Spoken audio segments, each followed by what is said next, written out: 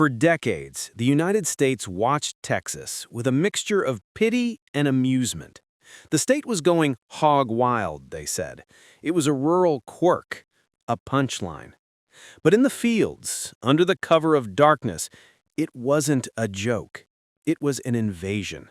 By 2019, feral hogs were causing $119 million in agricultural damage annually.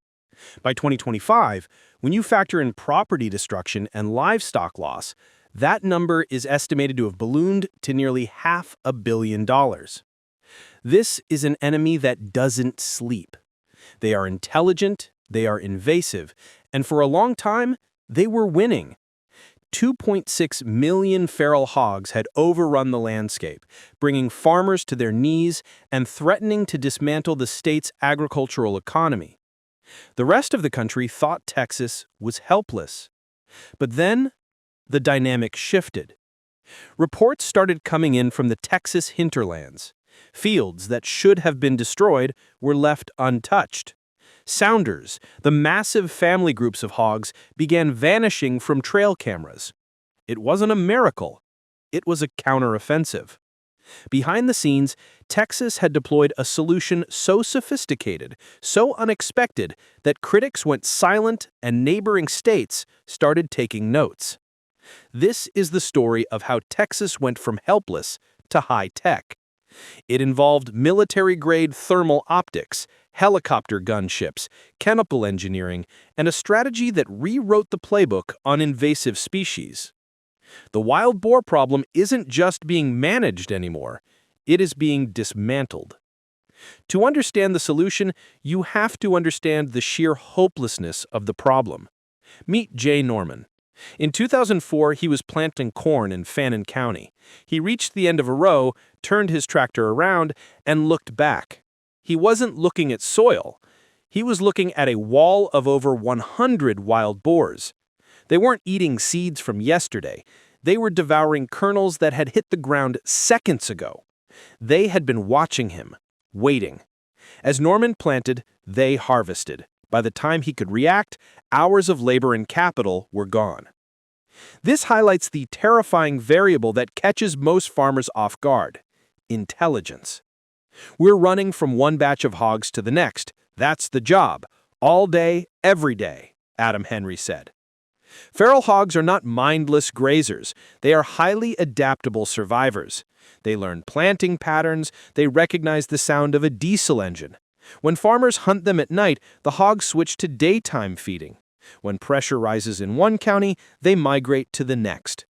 Jay Norman tried everything: trapping, baiting, running dogs. We found that we just moved them to another farm. That's not a solution, Jay Norman stated. The math was against them. A single sow can produce 2 litters a year with 4 to 6 piglets per litter. Even if a farmer eliminates 500 hogs from their property, the surrounding population can replace those numbers in months through breeding alone. It was a war of attrition, and the humans were fighting exponential growth with linear removal methods. The farmers were losing. They needed to stop chasing the problem. They needed to get ahead of it. The turnaround didn't begin with a new gun. It began with data. Texas realized that traditional trapping was flawed.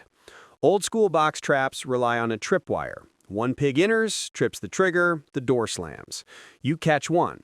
Meanwhile, the 20 other pigs outside see the trap slam shut, learn the danger, and never return. Enter the smart trap. Across the state, farmers began installing large corral-style traps equipped with cellular cameras and remote-controlled gates. The strategy is patience. A farmer watches the live feed on a smartphone. He sees 3 hogs enter. He does nothing. He waits. He waits for the entire sounder, the whole family unit, to enter the enclosure. Only then, from the comfort of his living room, does he tap a button on his screen. The gate drops. The entire generation is removed in a single keystroke.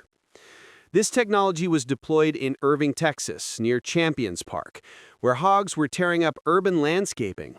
Within weeks, the sightings stopped.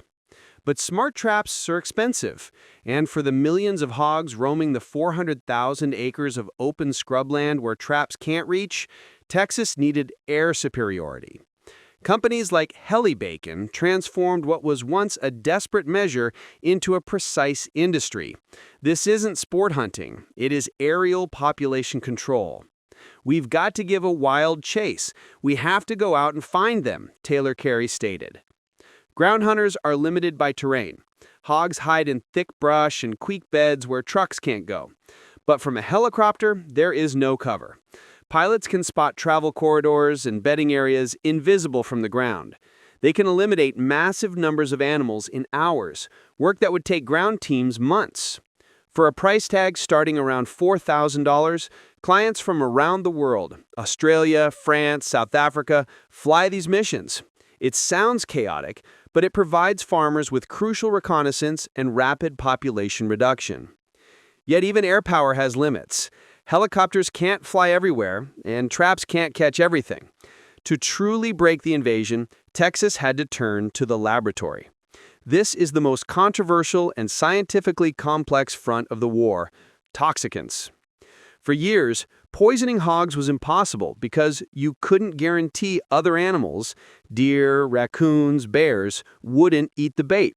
Texas needed a delivery system that only a pig could access. The solution was simple physics. The state approved the use of warfarin-based toxicants, but strict protocols act as the safety mechanism. The bait is placed in feeders with heavy guillotine-style or magnetized doors. Bruce Leland said, "The key is to slowly transition." It requires a training phase. First, the doors are propped open with harmless corn. As the hogs get comfortable, the doors are lowered inch by inch.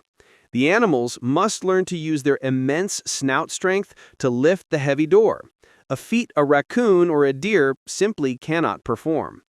Once the hogs are conditioned to the specialized feeder, the placebo is swapped for the toxicant. When executed correctly, this method removes entire sounders quietly and efficiently. It is the silent killer in the arsenal. But critics argued the risks to the ecosystem are high. Proponents counter with a stark reality. The feral hog is the ecological disaster. They are the ones destroying water quality and outcompeting native wildlife. Smart traps, helicopters, targeted toxins, individually, they are effective. But in the early years, even these high-tech tools failed to stop the spread. Why? Because the farmers were missing the most important piece of the puzzle. The failure wasn't in the technology, it was in the sociology. For decades, Farmer A would trap hogs, while his neighbor, Farmer B, did nothing. The hogs simply moved next door to safety, waited for the pressure to die down, and moved back. Bruce Leland stated, "A lot depends on the neighbors." The real breakthrough came when Texas stopped treating this as a series of individual battles and started treating it as a theater of war. Coordinated control efforts began to ripple across the state. Entire counties synced their watches. Farmers formed cooperatives, pooling money to buy expensive smart traps and thermal scopes. They created communication networks, group chats where sightings were reported in real time. When a helicopter flushed hogs out of the brush, ground teams on neighboring properties were waiting. When one farm baited, the next farm monitored. They boxed the animals in. The results were immediate.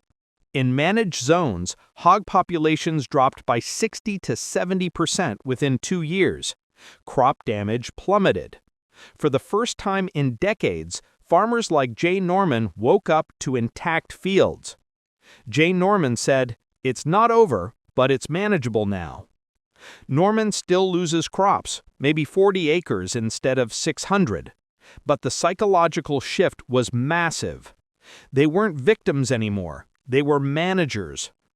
Texas isn't stopping at management. They are looking for the end game. Researchers are currently developing fertility controls, chemical baits that wouldn't kill the hogs, but would render boars and sows sterile. It is the holy grail of invasive species management, attrition without slaughter. Simultaneously, the war on hogs has created a strange economic paradox. The problem became an industry. The hog economy now generates millions. It employs helicopter pilots, trap manufacturers, thermal optic engineers, and meat processors who turn culled hogs into fertilizer and pet food. Texas took a $500 million liability and carved an economic opportunity out of it. What started as a disaster has become a blueprint. States like Oklahoma, Arkansas, and Missouri, once laughing at Texas, are now copying the Texas model. Delegations from Australia and New Zealand fly in to tour these operations.